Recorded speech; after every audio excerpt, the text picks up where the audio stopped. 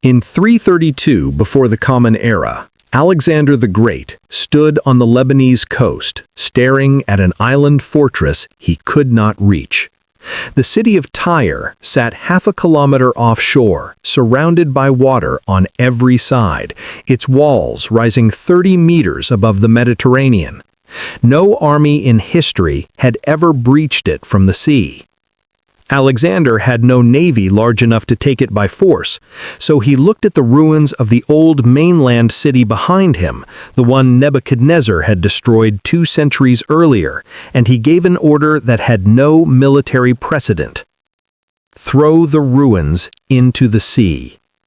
Every stone, every timber, every piece of rubble. Build a road across the water to the island. It took 7 months. When it was done, the stones of ancient Tyre were literally sitting at the bottom of the Mediterranean, and the island fortress that had survived everything the ancient world could throw at it was gone. The causeway Alexander built silted up over the centuries and became a permanent land bridge. It is still there today. You can see it on satellite imagery.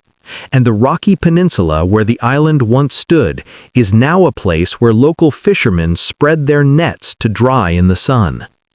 That image, the bare rock, the fishing nets, the stones in the sea, was described in specific detail by a prophet named Ezekiel 250 years before Alexander was born.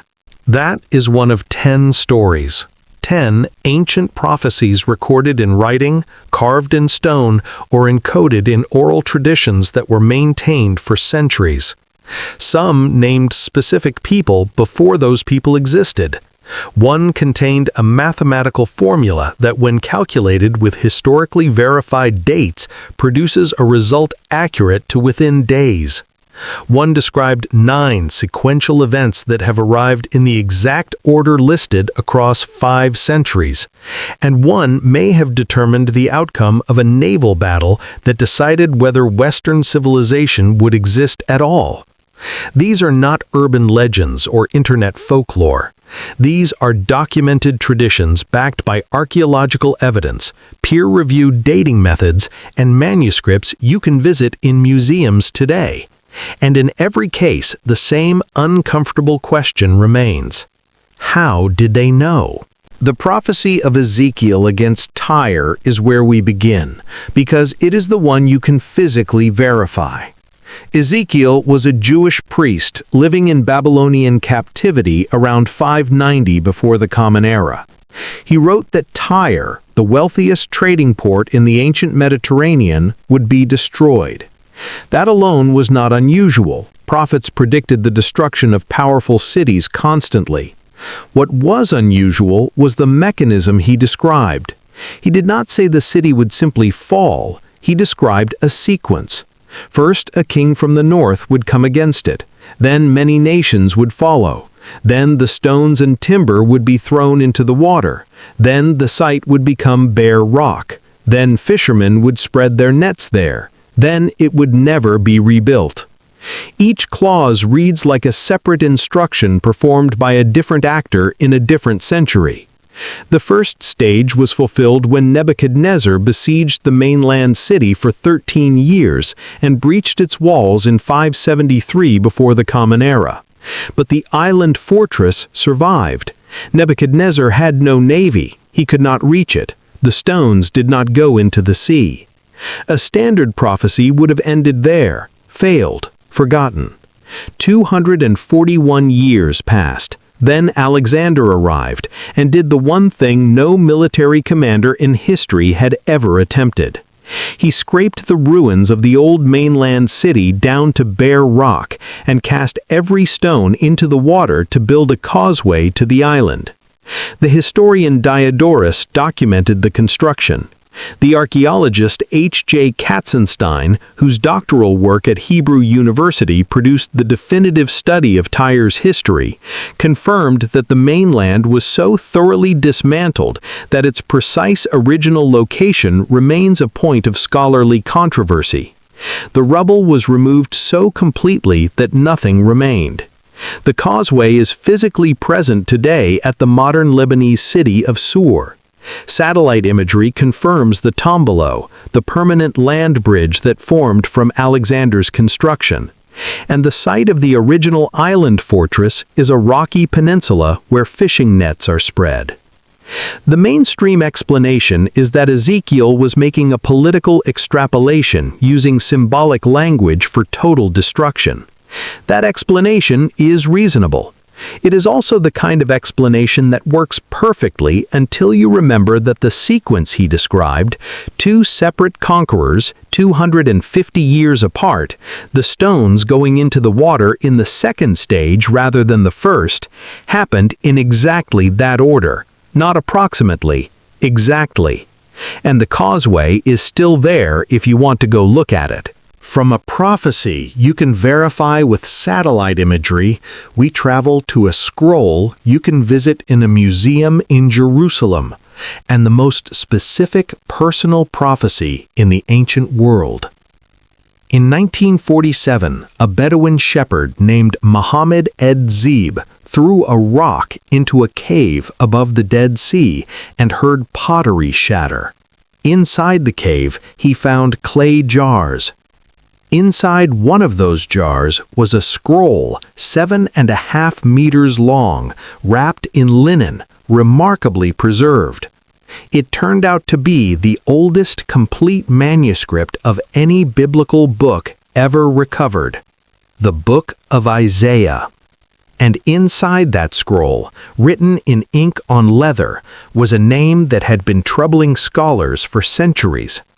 Embedded in chapters 44 and 45 is a specific prophecy about a king who will rise from the east, conquer Babylon, free the Jewish people from captivity, and issue a decree for Jerusalem to be rebuilt. The text does not describe this king with vague symbolic language. It names him. The name is Cyrus. The scroll is a single continuous document. There's no physical break, no change of scribal hand, no seam between chapter 39 and chapter 40 where the supposed second author takes over.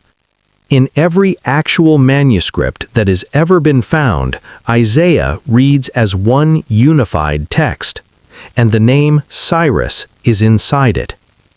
Then Cyrus actually happened. In 539 before the Common Era, the Persian army entered Babylon without significant resistance. The Cyrus cylinder, a barrel-shaped clay inscription discovered in 1879 and now held in the British Museum, records in Cyrus's own words his policy of releasing captive peoples and restoring their temples. The Jewish exiles were freed. Jerusalem's reconstruction was ordered. The gap between the prophecy and its fulfillment is approximately 160 years. The name Cyrus, rendered in Hebrew as Koresh, is a Persian royal name with no precedent in Hebrew prophetic literature. The scholarly consensus is that chapters 40 through 55 were written by a second author during or after the exile, making the name a contemporaneous observation rather than a prediction. That argument has been accepted across denominations for over a century. But the Great Isaiah Scroll does not contain a second author's signature. It contains no break. It shows a single scribal tradition treating the text as one unified document. The division into Deutero-Isaiah is a modern inference based on vocabulary analysis, not on physical evidence in any surviving manuscript. The scroll sat in a sealed jar in a desert cave for 2,000 years. When archaeologists opened it, the name was still there, unchanged. Patient, waiting to be explained. From a name written in ink, we move to a calculation scratched in the mind of a captive. A mathematical prophecy that does not ask you to believe anything. It only asks you to do the arithmetic. The book of Daniel, chapter 9, records a timeline. From the issuing of a decree to rebuild Jerusalem, count 69 weeks of years. At the end of that period, an anointed one will arrive and then be cut off. The phrase 69 weeks of years means 69 multiplied by 7, which equals 483 years. In 1894, Sir Robert Anderson, head of the Criminal Investigation Department at Scotland Yard, applied one straightforward question to this text. He ran the arithmetic. The result was 173,880 days from March 14, 445 before the Common Era. 1977, Harold Hoehner, professor of New Testament studies at Dallas Theological Seminary, independently recalculated Anderson's figures using corrected astronomical cables and arrived within days of the same result, landing on Passover week of 33 of the Common Era. Two independent calculations using the same prophetic formula, performed 4 centuries apart by scholars using different astronomical data, landing within a week of each other on the documented historical event. 8 manuscript fragments of Daniel have been recovered from the Dead Sea caves, including the fragment designated 4Q Daniel C, dated paleographically to approximately 125 before the Common Era. That dating places the text well before the events it describes. The standard scholarly counterargument is that Daniel was composed around 164 before the Common Era during the Maccabean period. But Daniel's timeline does not end at Antiochus. It runs 483 years past the decree of Artaxerxes, which lands 2 centuries after the Maccabean period and corresponds to nothing in Antiochus's story. The Melchizedek scroll, a separate Dead Sea text designated 11Q13, interprets the 70 weeks passage in a messianic context, confirming that Jewish scholars in the Second Temple period were reading Daniel 9 as a literal countdown, not allegory. The question that sits quietly beneath all the scholarly debate is this: what kind of mathematical formula produces a result accurate to within days of a documented event entirely by accident? From arithmetic carved in captivity, we fly west across the Atlantic and forward in time to a calendar built in stone in the heart of an empire. The Aztec calendar is not one wheel, it is 2 wheels turning inside each other.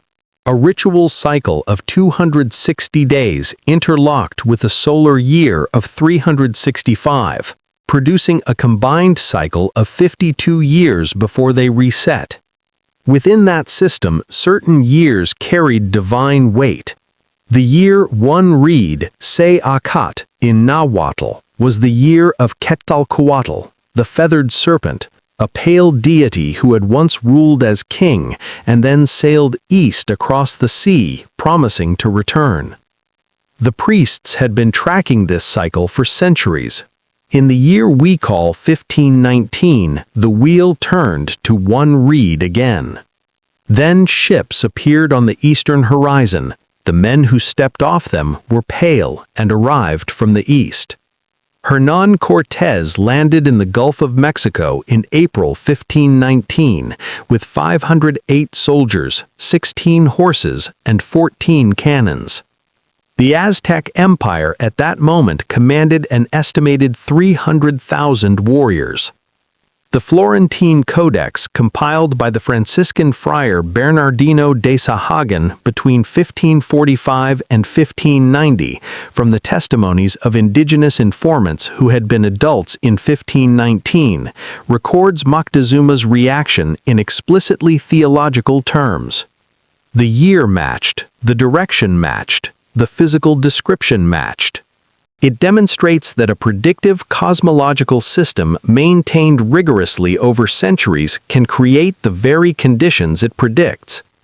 If a theology requires hesitation before returning divine figures, and those conditions are met precisely enough, the prophecy does not need to be supernatural to be devastating. It just needs to be believed completely. In 1555, a French physician named Michel de Nostradamus composed a 4-line verse. 111 years later, on September 2nd, 1666, a fire started in a bakery on Pudding Lane in London. It burned for 4 days. 373 acres turned to ash.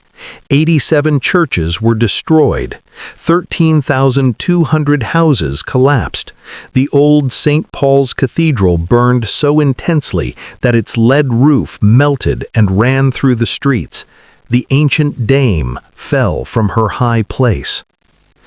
The scholar John Hogue identifies this quatrain as among the 20 most precisely fulfilled of the 942 in the corpus, noting it contains 3 independently verifiable specifics: a named city, a year encoding, and a specific architectural casualty. Most quatrains contain none of these. This one contains all 3. But St. Paul's Cathedral is not a generic image. London burned before, in 1212, without taking St. Paul's. In 1666, St. Paul's was the defining casualty. That is the detail that makes this quatrain difficult to dismiss. The Hopi people of northeastern Arizona do not have a single prophet and a single text. They have something older, a tradition passed from elder to elder across generations without interruption. In 1963, the author Frank Waters documented 9 sequential signs in a book compiled from 3 years of interviews with 30 Hopi elders, reviewed by Hopi council members before publication. By the time of documentation, 6 had already occurred. White-skinned men striking with thunder and taking the land, spinning wheels filled with voices crossing the land, a strange beast with great long horns overrunning the land, snakes of iron crossing the land, a giant spider's web crisscrossing the land, rivers of stone making pictures in the sun. All 6 were historical facts by 1963. The 7th sign reads, "You will hear of the sea turning black and many living things dying." The Santa Barbara oil spill occurred in 1969, 6 years after publication. The 8th sign describes youth with long hair coming to join the tribal nations seeking wisdom. The counterculture movement arrived on Hopi land in the late 1960s and 1970s. Both signs were forward-facing at the moment of documentation, and both arrived in the order listed. The 9th sign remains, a dwelling place in the heavens that shall fall with a great crash. It will appear as a blue star. The International Space Station has been continuously occupied since the year 2000.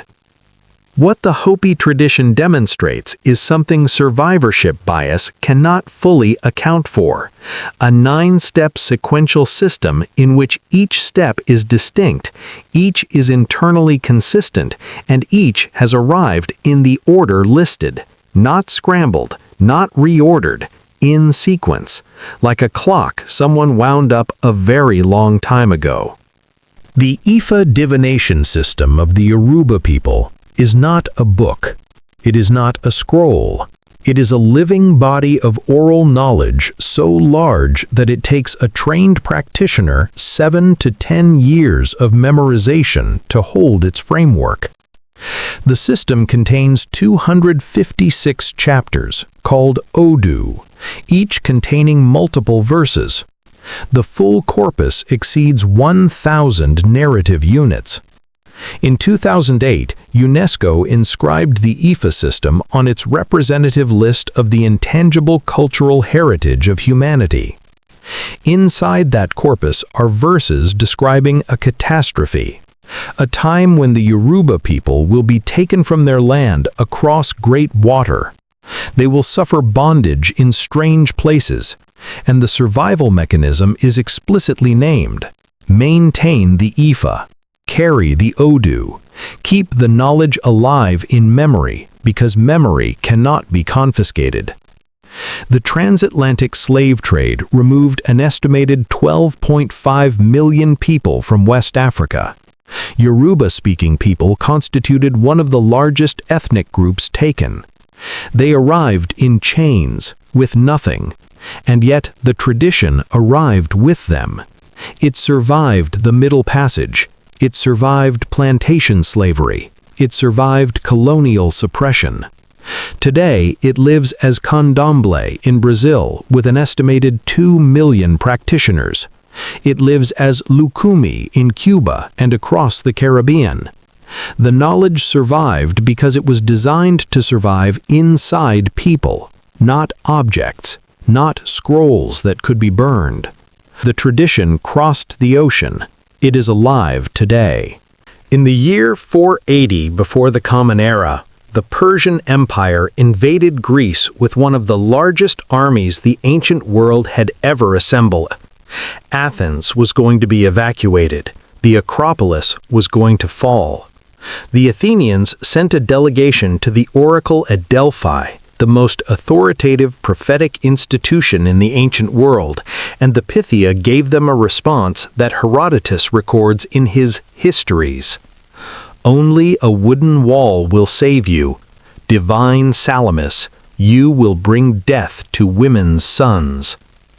The Athenian assembly split over the interpretation. One man read it differently.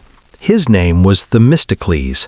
He was a naval commander who had spent years arguing that Athens's future lay in its fleet and who had recently convinced the assembly to use a windfall from the silver mines at Laurium to build 200 new warships.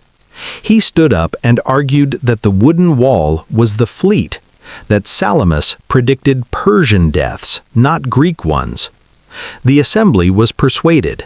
Athens was evacuated. The population boarded the wooden ships, and in the narrow strait of Salamis, where Persian numerical superiority was neutralized by the geography, the Athenian fleet destroyed the Persian fleet in a single afternoon.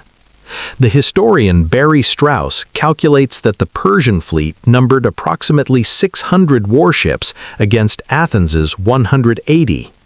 The strait made the difference. Xerxes watched from a throne on the hillside as his invasion ended.